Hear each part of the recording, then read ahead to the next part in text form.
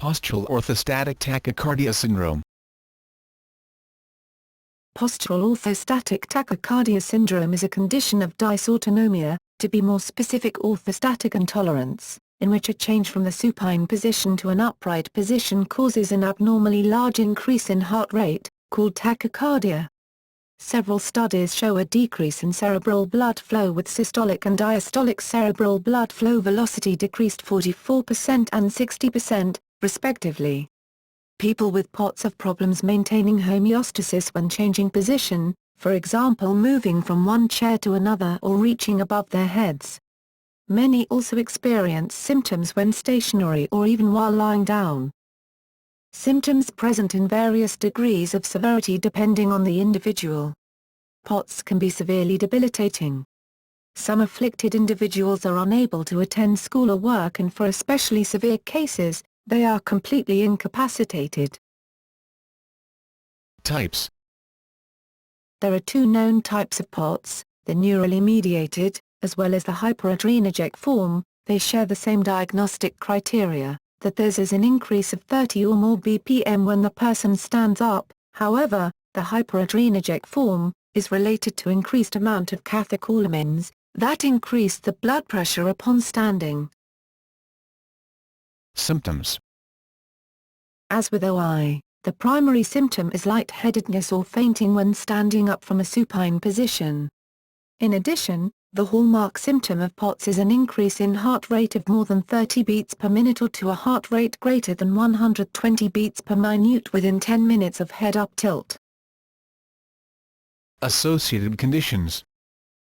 Many people affected with POTS exhibit comorbid small fiber peripheral neuropathy, both autonomic and in some cases sensory. POTS is often accompanied by vasovagal syncope, also called neurally mediated hypertension, NMH, or neurocardiogenic syncope, NCS.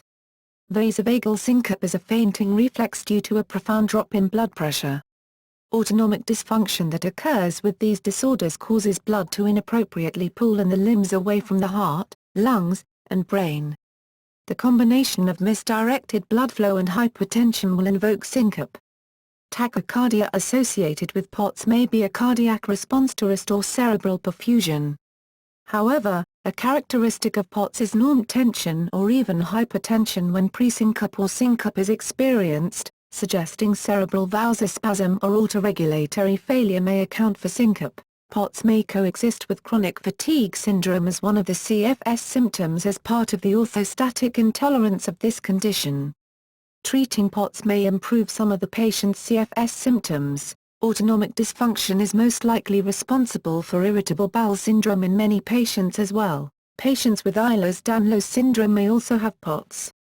Joint hypermobility is a feature of the most common subtype of Ehlers-Danlos. Some people experience symptoms associated with restless leg syndrome. Treating POTS should also relieve these symptoms. A small percentage of pediatric cases of POTS have been associated with moderate to severe memory loss. Causes. The primary causal mechanisms in POTS remain unclear and are likely heterogeneous. Some people develop symptoms in their teenage years during a period of rapid growth and see gradual improvement into their mid-20s. Others develop POTS after a viral or bacterial infection such as mononucleosis, pneumonia, or Lyme disease, while others develop symptoms after experiencing some sort of trauma such as a car accident or injury. Women can also develop POTS during or after pregnancy. In one large test, 12.5% of 152 people with POTS reported a family history of orthostatic intolerance, suggesting that there is a genetic inheritance associated with POTS. While the primary causal mechanisms remain unclear, a number of theories have been offered based on preliminary research findings. Abnormal distal pseudomotor findings are frequently reported, suggesting patchy small fiber neuropathy in a large subset of POTS patients. The finding of abnormal quantitative pseudomotor axon test results or skin biopsies in this subset have been interpreted as supporting an autonomic neuropathic process. Small fiber peripheral neuropathy may be associated with autoimmune illnesses, exposure to toxins, certain medications, and in many cases are considered idiopathic. An autoimmune process has been suggested as a causal mechanism for some POTS patients, supported by the finding of autoantibodies against ganglionic alpha-3 acetylcholine receptors. Anecdotally, it has been suggested that POTS patients exhibit a higher incidence of comorbid autoimmune diseases than the general population and frequently report a family history of autoimmunity or migraine. More recently, alternative autoantibodies in POTS have been identified.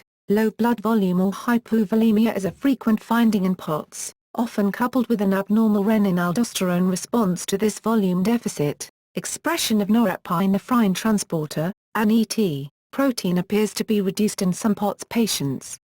Cardiac neurotransmission imaging of norepinephrine reuptake measured utilizing MIBG has also been found to be abnormal in some POTS patients, suggesting cardiac denervation or NET deficiency. Recently, an epigenetic mechanism, chromatin remodeling and gene suppression of the norepinephrine transporter gene, that results in reduced expression of the norepinephrine transporter and consequently a phenotype of impaired neuronal reuptake of norepinephrine has been implicated in the postural orthostatic tachycardia syndrome. Recent studies have described a subset of POTS patients with elevated angiotensin II levels coupled with paradoxically reduced absolute blood volume, signs of increased sympathetic activity and reduced peripheral blood flow. This subset appears to have abnormal catabolism of angiotensin II that may contribute to reduced blood volume and orthostatic intolerance. Reduced venous return is one of the main mechanisms that cause POTS symptoms. Venous return can be reduced due to conditions such as hypovolemia, low plasma volume, low blood volume, venous pooling, and denervation. A hyperadrenergic state may result as the body attempts to compensate for these abnormalities. Abnormalities in cerebral autoregulation are a consistent findings in POTS. Deconditioning either as a primary pathophysiology or an epimechanism have been suggested based on the frequent finding of low stroke volume and blood volume in POTS patients. However, norepinephrine transporter inhibition may create a phenotype with similarities to this finding. Levels or activation of endothelial vasodilating molecules such as nitric oxide or hydrogen sulfide may be increased in some POTS patients. Vasoactive diuretic peptides may play a role in the pathophysiology of some POTS patients. Hyperadrenergic POTS has been associated with mast cell disorders in some patients. POTS may also appear as a secondary manifestation of systemic autoimmune diseases such as multiple sclerosis, Sjogren's syndrome, rheumatoid arthritis and lupus. POTS has also been associated with sarcoidosis. It is presumed that in these cases POTS may have an autoimmune or neuropathic basis. Alpha receptor dysfunction may be occurring in some POTS patients. Alpha-1 receptors cause peripheral vasoconstriction when stimulated. Alpha-1 receptor supersensitivity may be causing dysautonomia in some patients. Beta receptor supersensitivity may occur with hyperadrenergic states in some people with POTS. A case of vagal palsy and associated postural tachycardia syndrome has been reported, presumed in this case to be the result of reduced central parasympathetic activity and consequential reductions in cerebral blood flow and tachycardia. Diagnosis. POTS can be difficult to diagnose. A routine physical examination and standard blood tests will not indicate POTS. A tilt table test is vital to diagnosing POTS, although all symptoms must be considered before a final diagnosis is made. Tests to rule out Addison's disease, pheochromocytoma, electrolyte imbalance, Lyme disease, celiac disease, and various food allergies are usually performed. A blood test may be performed to verify abnormally high levels of norepinephrine present in some POTS patients. Between 75 and 80% of POTS patients are female and of the menstruating age. Some women also develop POTS symptoms during or after pregnancy. Prognosis. Many POTS patients will see symptom improvement over the course of several years. Those who develop POTS in their early to mid-teens during a period of rapid growth will most likely see complete symptom resolution in 2 to 5 years. Patients with post-viral POTS will sometimes improve greatly or even see a full symptom resolution. Adults who develop POTS, especially women during or after pregnancy, usually see milder improvement and can be plagued with their condition for life. Rarely, a teenager who develops POTS will gradually worsen over time and have lifelong symptoms. Patients with secondary POTS as a consequence of Ehlers-Danlos syndrome will also usually struggle with symptoms for life. In some patients the only cure for POTS is time. Many adult patients report a relapsing remitting course characterized by periods of partial remission and occasional flare-ups or exacerbations. Recovered individuals do complain of occasional, non-debilitating recurrence of symptoms associated with autonomic dysfunction including dizzy spells, lightheadedness, flushing, and transient syncope, as well as symptoms of irritable bowel syndrome. These symptoms are consistent with B12 deficiency and absence of anemia, which should always be ruled out directly by checking B12, homocysteine and methylmalonic acid. Treatment. Most patients will respond to some form of treatment. Lifestyle changes, in particular drinking extra water and avoiding trigger situations such as standing still or getting hot, are necessary for all patients. Some patients also benefit from the addition of other treatments, such as certain medications.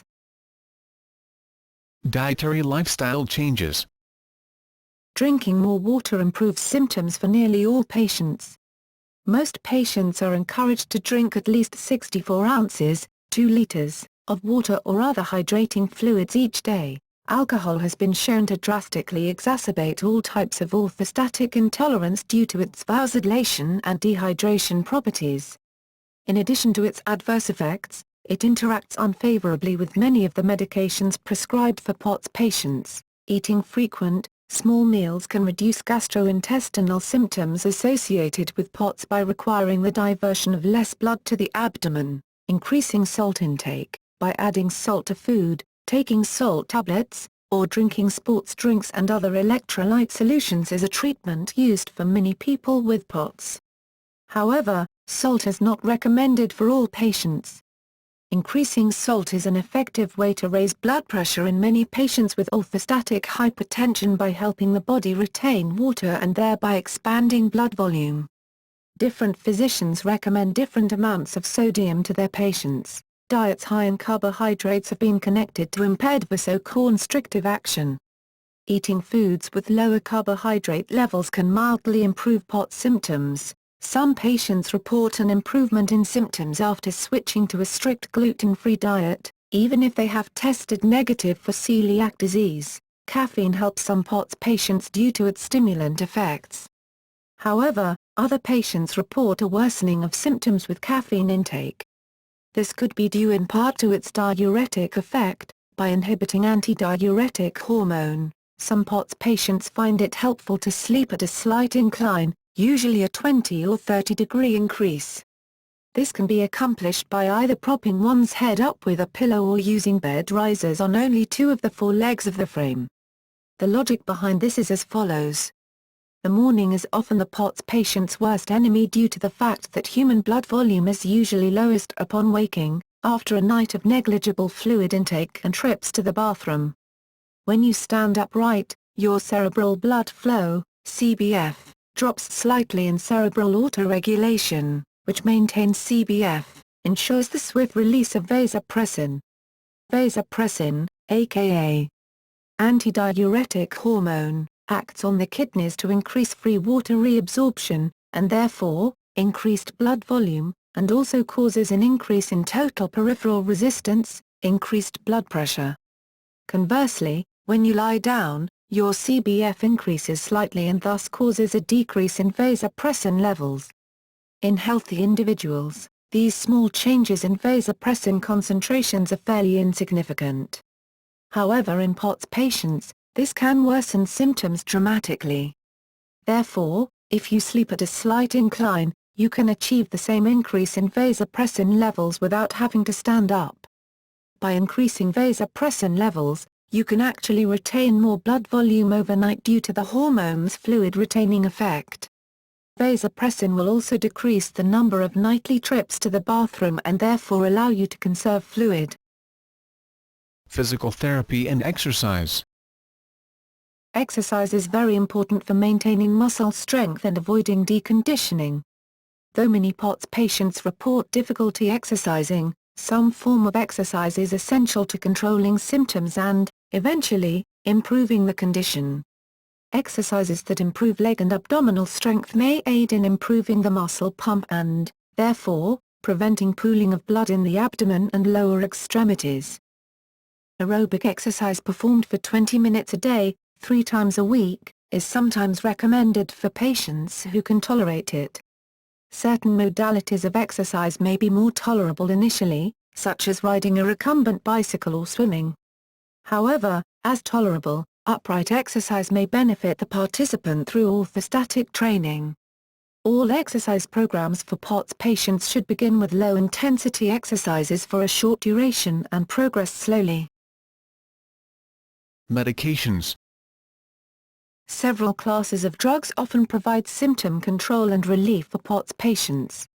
Treatments must be carefully tested due to medication sensitivity often associated with POTS patients, and each patient will respond to different therapies in different ways. The first drug of choice for symptomatic relief of POTS is usually fludrocortisone, or Florinv, a mineral corticoid used to increase sodium retention and thus increase blood volume and blood pressure. An increase in sodium and water intake must coincide with fludrocortisone therapy for effective treatment. Dietary increases in sodium and sodium supplements are often used. Beta blockers such as atenolol, metoprolol and propranolol are often prescribed to treat POTS.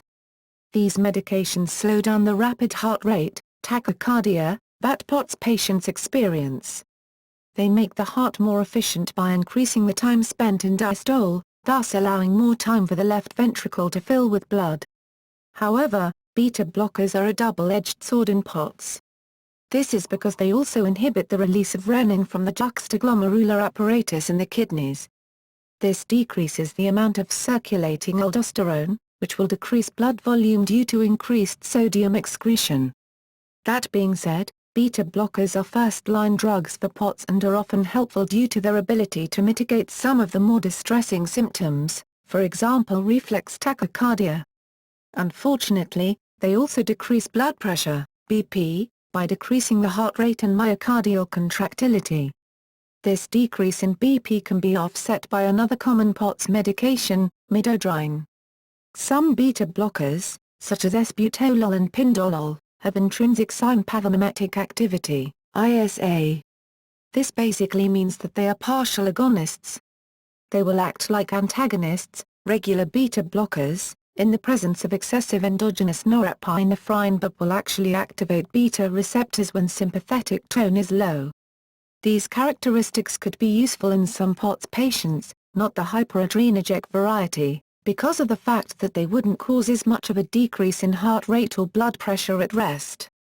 But they would most definitely block the catecholamine surge that assaults these patients during orthostases.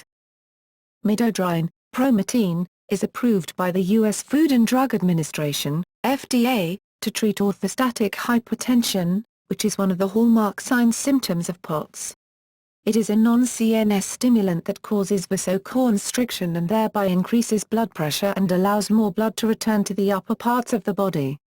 Use of midodrine is often discontinued due to intolerable side effects, that is goosebumps, itchy scalp, and it is known to cause supine hypertension, high blood pressure when lying down. Some doctors prefer to start patients on midodrine without the concomitant use of beta blockers and then add beta blockers once the dose of midodrine has been properly adjusted. This gives the midodrine time to start raising the patient's blood pressure, which often helps avoid the hypertension that is a common side effect of beta blockers. Obviously, lowering the blood pressure of a POTS patient would exacerbate any existing orthostatic hypertension or worsen orthostatic intolerance. Additionally, midodrine's vasoconstrictive actions can trigger a reflex bradycardia, therefore it is best to see how an individual's heart is affected by the drug before giving a beta blocker, which will further decrease the heart rate. Antidepressants, especially selective serotonin reuptake inhibitors, SSRIs, such as fluoxetine, Prozac, sertraline, Zoloft, citalopram, Sleexa, escitalopram, Lexapro, and paroxetine, Paxil, can be extremely effective in re-regulating the autonomic nervous system and raising blood pressure. Some studies indicate that serotonin norepinephrine reuptake inhibitors, SNRIs, such as venlafaxine, Effexon, and duloxetine, Cymbalta, are even more effective. Tricyclic antidepressants, tetracyclic antidepressants, and monoaminoxidase inhibitors are also occasionally, but rarely, prescribed. A combination of two antidepressants, usually an SSRI or SNRI with bupropion, wellbutrin, or mirtazapine, Remeron, is also shown to be very effective. Medications used to treat attention deficit disorder and attention deficit hyperactivity disorder such as methylphenidate, Ritalin, and Adderall effectively increase norepinephrine and dopamine levels, thereby increasing vasoconstriction and blood pressure. Modafinil has recently been reported to also be effective, particularly for fatigue. In some cases, when increasing oral fluids and salt intake is not enough, intravenous saline is used to help increase blood volume, as many POTS patients suffer from hypovolemia. Increasing blood volume can decrease POTS symptoms caused or worsened by low blood volume such as tachycardia, low blood pressure, fatigue, and syncope. Infusions can be taken on an as-needed basis in an emergency room, or on a regularly scheduled manner at an infusion center or at home with the assistance of a home care nurse. Many patients report a profound though short-lived improvement in their symptoms from saline infusions. In the UK, ivermectin has been used to treat patients with POTS symptoms with good effect. Ivermectin acts by reducing the heart rate in a mechanism different from that of beta blockers and calcium channel blockers, two commonly prescribed antianginal drugs. It is classified as a cardiotonic agent. Trials are planned for other novel potential therapies for POTS. Patients whose POTS symptoms are due to B12 deficiency need pharmacological doses of B12 for repletion of tissues. Recently it has become a popular belief that medical marijuana may have positive effects on POTS patients. However, there is little evidence supporting its efficacy, and the active constituents of marijuana are often associated with postural hypertension. There are anecdotal reports of benefit being derived from horse chestnut seed extract, orexin, Rehmannia glutinosa, licorice root, Eucommia ulmoides, diosmin and Ruscus acleatus, butcher broom. However, there is currently no research to support the efficacy of these herbal remedies that is specific to POTS. External body pressure. Pressure garments can reduce symptoms associated with orthostatic intolerance by constricting blood pressures with external body pressure. Compression devices, such as abdominal binders and compression stockings, help to reduce the amount of pooling blood. Compression stockings should be at least 30 to 40 mm Hg and will work best if they are waist-high. Compression stockings should be fitted to achieve the greatest benefit. If the patient finds compression stockings of 30 to 40 mHg to be too uncomfortable, consider a lesser compression such as 20 to 30 mHg. Many patients see improvement with that level of compression, with full-length waist-high stockings. History. POTS was first named and identified by Schondorf and Lowe in 1993. However, the syndrome has been described in medical studies dating back to at least 1940. Hypertension associated with POTS has been previously described as the hyperadrenergic syndrome by Streeton and as idiopathic hypovolemia by Fouad. Hypertension associated with POTS has been previously described as the neurally mediated hypertension form of POTS.